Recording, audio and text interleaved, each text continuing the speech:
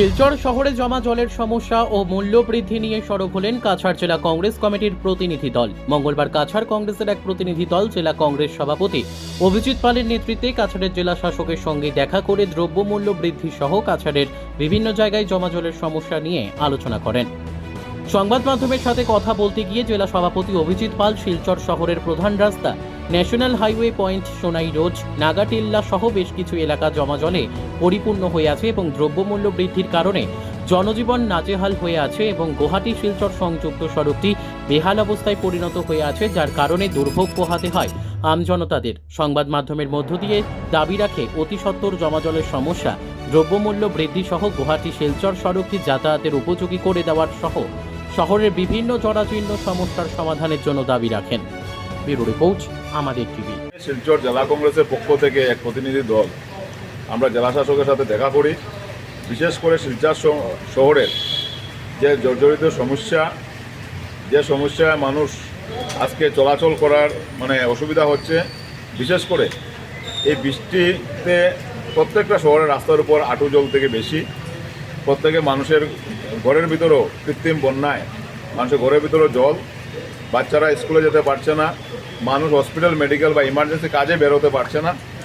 তার মধ্যে দেখা যায় যখন বৃষ্টি থাকে না, সে শুকনার সময় দেখা যায় যে বিশেষ করে capital point to national highroad point পর্যন্ত যে রাস্তার যে বেহাল অবস্থা, প্রত্যেক দিন দেখা যায় 2-3টা করে ই রিক্সা, অটো এগুলার দুর্ঘটনার সম্মুখীন হয়। সেই ব্যাপার নিয়ে আমরা আজকে জেলাধিপতির সাথে দেখা করেছিলাম।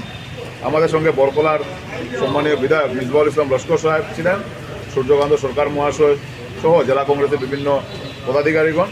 আমরা বিশেষ করে জেলাধিপতির কাছে এটাই দাবি জানিয়েছি যে অতি সত্বর যাতে এই যে ব্যস্ততম শহরের যে রাস্তা, বিশেষ করে ক্যাপিটাল পয়েন্ট থেকে এই ন্যাশনাল হাইরোড পয়েন্ট পর্যন্ত, সেই রাস্তাতে অতি সত্বর যেন সেটাকে রিপেয়ারিং করা হয়, যাতে মানুষ চলাচল করতে পারে, কারণ এটা একটা খুব ইমার্জেন্সি রোড, মেডিকেল রোড।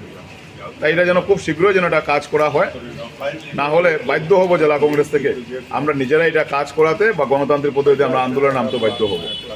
2 নম্বর কথা হচ্ছে, এই 2-3 দিনে বৃষ্টির ফলে যে একটা কৃত্রিম বন্যার যে পরিস্থিতির সম্মুখীন হয়েছে, সেটার জন্য কিছু কালোবাজারিরা যেভাবে নিত্য প্রয়োজনীয় জিনিসের দাম দু করে বাড়ছে, সাধারণ মানুষ সেই সব জিনিস কিনতে আকাল রেটের জন্য মানুষ কিনতে পারছেন না। সেটা নিয়ে আমরা জেলাধিপতির কাছে জানিয়েছি যে প্রত্যেক দিন যেন ওনাদের যে নিত্য প্রয়োজনীয় যে রেট, নিত্য প্রয়োজনীয় জিনিসের যে রেট, সেই রেটটা যেন পাবলিশ করা হয় এবং ওনাদের যে food and civil supply department, সেই ডিপার্টমেন্ট যেন সেই ব্যাপারে হস্তক্ষেপ করে।